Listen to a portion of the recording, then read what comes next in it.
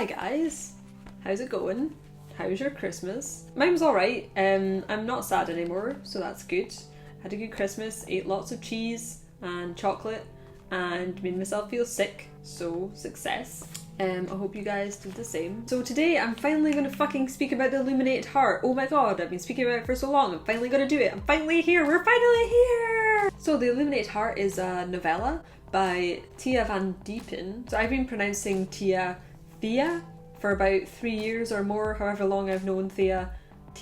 I saw someone saying Tia in an interview with her, and she didn't correct her, so I'm just gonna go with that, but I'm probably gonna accidentally say Thea anyway, cause sorry, been saying it like that for 3 years. So Thea Van Diepen is an indie author, Canadian fantasy writer. That's not even a sentence, Rachel. Those are just words. The Illuminated Heart has been out for a while and I was kind of hesitant about picking it up and reading it because, you know, being friends with someone doesn't necessarily mean that you'll like each other's creative endeavours, you know? And that can be a bit awkward or it can make you feel a bit guilty and stuff, and I was just worried that I wouldn't like it, so I didn't pick it up for ages.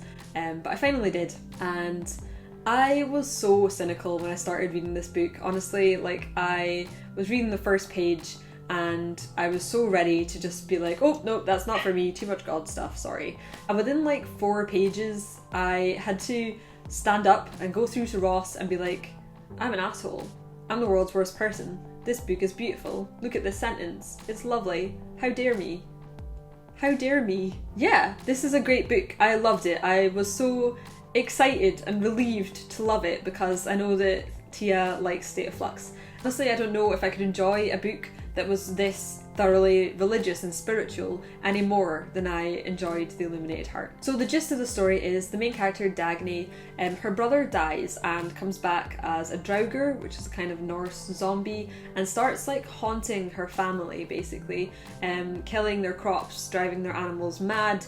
Dagny pleads for a sign from God, and then a polar bear shows up at their door and says, if Dagny comes with me, I can fix this. And Dagny does, and it leads her on this big fairy tale adventure. So the Illuminated Heart is based on a Norwegian fairy tale called East of the Sun, West of the Moon, and this sort of fits quite nicely into the story, which is bookended by elements that are, as far as I know, completely from Tia's imagination, that she's built herself. So Kaj and his becoming a draugr is not part of the original story, and neither is what happens in the end when Dagny returns home after her adventures with Finner. And the original story definitely works as a great basis for this, but I've got to say the most moving and heartfelt and beautiful parts of this, I think, are Thea's additions. Either way, I think Tia can really be commended on merging her own creations with this traditional story in a way that is so captivating. There have been 2 other adaptations of the fairy tale of East of the Sun, West of the Moon in recent times that I know of.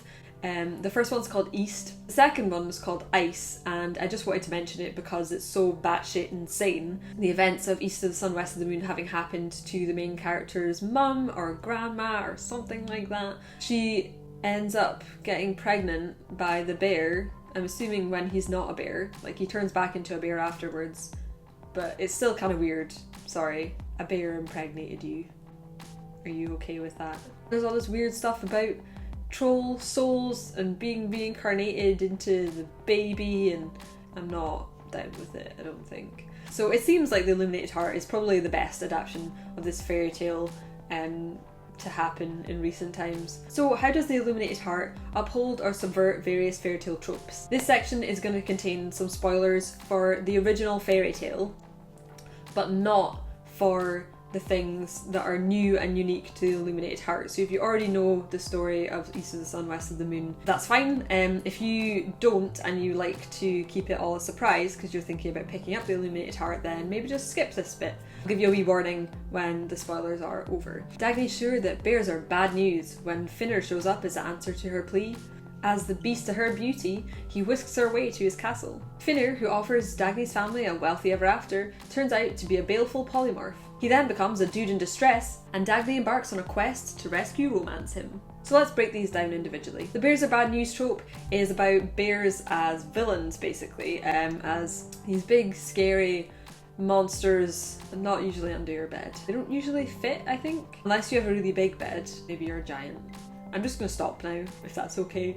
Bears show up at a climax, you know, The Fox and the Hound, I think. Like animal movies generally tend to have a bear as, you know, big, ferocious, scary, villain, beast thing. This is subverted in the Illuminated Heart. Dagny's originally really terrified as she sees this polar bear running towards her through the hills, and it turns out to be one of the best things that's ever happened to her. Beast and Beauty is also subverted. Beast and Beauty usually consists of a man who's vain or has rage issues or just serious emotional problems. Beauty's the one who has to lift his curse. Finner is not a classic beast at all. He's a perfectly rational...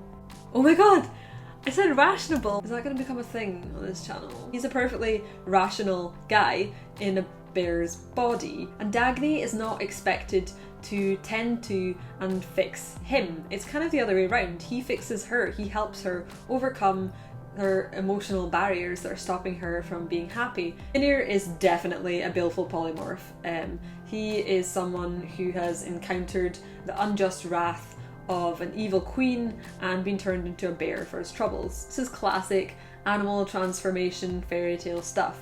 You know, the Swan Princess, Beauty and the Beast, Princess and the Frog, Brother Bear, I guess? Oh, there are plenty more. There are millions of baleful polymorphs in the fairy tale universe. A wealthy ever after is a trope of a hero or heroine winning and being rewarded with oodles of money for it. A lot of the time the wealthy ever after will come after the happy ever after, so as not to imply that money is the thing that's going to make you happy. The Illuminated Heart sort of adheres to this. Dagny's family, it's never mentioned that they become really rich, but they're certainly lifted from the poverty which the Draugr has inflicted on them. In the original, obviously, Dagny's brother never dies, and so it makes perfect sense for the polar bear to come to the door and say, "Give me your youngest daughter and I will make you rich, I will make you wealthy." Because Taya has added, rightly, this much stronger motivation for Dagny and that her brother has died, her family is suffering, and she has this broken relationship with God. The polar bear showing up and just offering to make them rich doesn't really match up anymore, which could have been fairly easily fixed, I guess, just by changing the wording, saying that you could solve their problems or remove the curse or something instead of making them wealthy. It's a little nitpick, but it's just something that I noticed, I guess. Finner becomes a dude in distress. Dude in distress is the male version of a damsel in distress, which can be such an eye-rolling cliche. Like, obviously it's done to death, and particularly in video games, the idea of one person being scooped up and kidnapped and taken away to the evil villain's fortress, and the hero has to tool along and go and find them. It's everywhere. But what I thought was really nice about the Illuminated Heart is that it split almost exactly down the middle between Finner saving Dagny and Dagny saving Finner. Just sweet, like how equal it is and how much they both care about each other and the lengths that they go to save each other. Now, rescue romance. I'm not sure if it is appropriate to call this a rescue romance. I think there are some slight romantic elements in Dagny and Finner's relationship, but for the most part it's really seriously downplayed. Maybe I'm just projecting that. I'm not sure. The bond that Finner and Dagny have is a lot more spiritual than it is romantic, and certainly a lot more than it is sexual. They renew each other's faith and find comfort in each other in the process, which I think is such a nice, refreshing way to do a rescue romance, which can so often become a really shallow sexual conquest. So that's the end of the spoilery part of this. Can a fairy tale be Christian? There is a certain amount of tension between the Christian and pagan elements going on in this story. It's implied that part of the reason that Kaj comes back as a Draugr is because he had a pagan burial in a barrow rather than a Christian burial. But at the end of the day, Dagny's core relationship in this story is not with Kaj or Finner, it's with God.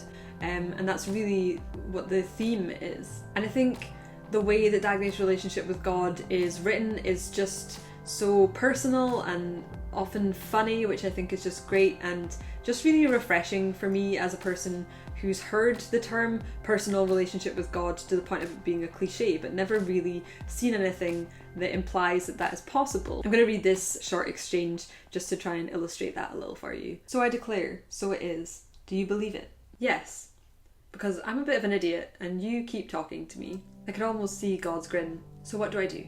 "Absolutely nothing. Just pick the shirt up out of the water. I will do the rest. How am I supposed to both do nothing and pick up the shirt? Well, they can't see what I've done if the shirt's still in the bucket now, can they? So first we're going to need to figure out what is a fairy tale. A general description that comes up a lot of places is a story, usually for children, involving fantastic forces and beings. I would add to this that the fantastic forces, the magical creatures and beings all tend to have pagan roots and tend to come from pagan lore. I would also add personally that fairy tales, to be a fairy tale, has to have a strong, clear theme, what TV tropes might call an Aesop. But here's the thing, while the trappings of fairy tales are almost always pagan, the morals and themes that they convey need not be pagan at all. In fact, they were often meant to teach kids things that were important or practical for their daily lives. A lot of lore and stories were made up and told to children to stop them doing things that were dangerous. Scottish stories about kelpies are often thought to be ways to keep children away from water that might be dangerous, that they might be able to drown in. The solutions that Finnair offers Dagny to the emotional barriers that are getting in the way for happiness completely fit this framework as a sort of practical guide to certain aspects of life. At the end of the day though, I'm not really sure if a fairy tale has to have a specific kind of theme to be considered a fairy tale. Whether you consider it a fairy tale or not, it's certainly a compelling story. If you don't read a lot of indie books, or you maybe wonder why you should bother because it can be really hard to find good ones and there's a lot of trash out there, it's because of stuff like this. No gimmicks, just a great, solid story with well executed characters and strict adherence to a profound, driving theme, told with warmth and heart and beauty. I would love to hear what you guys think of the Illuminated Heart if you've read it, or if this video has made you decide to pick it up or think about picking it up. What do you think it means for a story to be a fairy tale? Can it be religious? Can it be anything? So yeah, we're finally here! We finally did it! I finally made a video! Oh my god! Ah! I'm feeling a lot better than I did in my last video, so that's great, and I'm really looking forward to starting to make videos about some new stuff and some of the stuff that I got for Christmas and just having a good time with you guys. I'm Rachael Stephen, I'm an indie author and booktuber. My book State of Flux is still available on Amazon and elsewhere. If you haven't subscribed already, I recommend you do, because someday soon a polar bear will be coming to your door and that's the first thing he's gonna ask you. You can find me elsewhere on the internet, the links are all down there. And yeah, goodbye. Now you're sleepy. After I finish the video, this is 53 minutes of filming and this is just one take. Do I believe it? Do you believe it? Do I believe it? Do you believe me? That'll do. A beautiful POLYMORPH. Here's our bad news when